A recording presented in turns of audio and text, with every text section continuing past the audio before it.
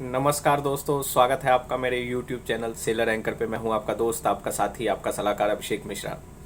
दोस्तों, जो आज की वीडियो में लाया हूं वो इस टॉपिक पे लाया हूं कि मर्चेंट नेवी में जब आप जॉब करते हैं, किसी भी रैंक पे जॉब करते हैं, तो जो डॉलर के रेट होते हैं वो घटते या बढ़ते रहते हैं। वैसे घटते तो है नहीं, बढ़ते हुए ही मैंने देखे हैं। पर क्या इससे हमारी सैलरी में इफ़ेक्ट पड़ता है? तो सबसे पहले हम ये वाला टॉपिक कवर करेंगे। उसके बाद अगर टाइम रहा then we will start some another topic about this dollar and which currency you are getting salary. We will discuss same thing.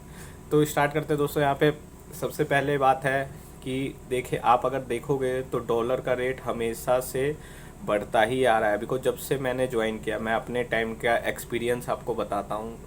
It was about, आप चलिए 2011 से लगा लीजिए। 2011 में जो था डॉलर का रेट अबाउट 52-53 के आसपास था। फिर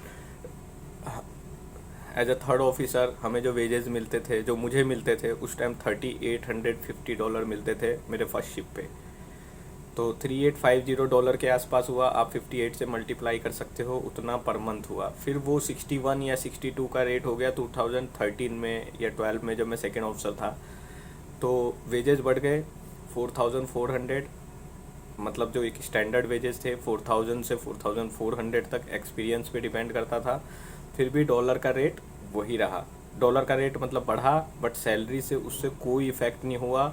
भले ही आपकी सैलरी 3000 हो, 5000 हो, 6000, जो कंपनी है उतनी ही वो स्टैंडर्ड मेंटेन रखती है, क्योंकि आपकी जो करेंसी आती है वो फ़ॉरेन से आती है और आपको अपना एनआरई स्टेटस मेंटेन करना होता है। ये सभी को पता होगा। 183 डेज़ या मोर देन 180 कुछ ऐसा क्राइटेरिया है। एग्जैक्ट मुझे डेज याद नहीं आ रहे। 183 डेज ऐसा है ईयरली, मार्च टू मार्च फाइनेंशियल ईयर में आपको कंप्लीट करना पड़ता है। अदरवाइज आपको टैक्स देना पड़ता है, टैक्स देना पड़ सकता है। तो इसलिए हमेशा याद रखिएगा, अपना एनआरई स्टेटस हमेशा मेंटेन रखिएगा। वो बहुत इंपॉर्टेंट है। इनिशियल स्टेज में उतना मैटर नहीं करता, बिकॉज आप कैडेट हैं, आपकी सैलरी उतनी ज़्यादा नहीं है। पर धीरे धीरे जब आप ऑफिसर बनेंगे, third officer, second officer, chief officer, तो आप अपना एनआरई स्टेटस ज़रूर मेंटेन रखिएगा। तो दोस्तों, यहाँ पे मैंने आपको क्लियर कर दिया, डॉलर का रेट घटे या बढ़े उससे कोई फ़र्क नहीं है, क्योंकि जो आपके वेजेस हैं, जो आपका कॉन्ट्रैक्ट लेटर है उसमें जो वेजेस लिखे होते हैं, जो आपकी सैलरी लिखी होती है, वो डॉलर्स में लिखी रहती है अगर आप फॉरेन गोइंग शिप्स में सेल कर रहे हैं तो। अब वही दोस्तों, अगर आप इंडियन शिप्स में सेल कर रहे हैं तो यहाँ पे आपको सी की जगह, सी मतलब सी फेयर एम्प्लॉयमेंट एग्रीमेंट की जगह आपको आर्टिकल ऑफ एग्रीमेंट मिलता है। आर्टिकल ऑफ एग्रीमेंट के बारे में मैं पहले भी बता चुका हूँ। उसकी 5 कॉपीज़ बनती है। उसका बहुत लंबा डिस्क्रिप्शन है। एक कॉपी हमेशा आपके पास रहेगी, बाकी सब कॉपीज़ डिस्ट्रीब्यूट होती रहती है, कोई शिपिंग मास्टर को, कोई शिप के मास्टर को, कोई कंपनी में, इस तरीके से। बट एक कॉपी आपके पास रहती है सीमेन AOA की। अंडरस्टूड।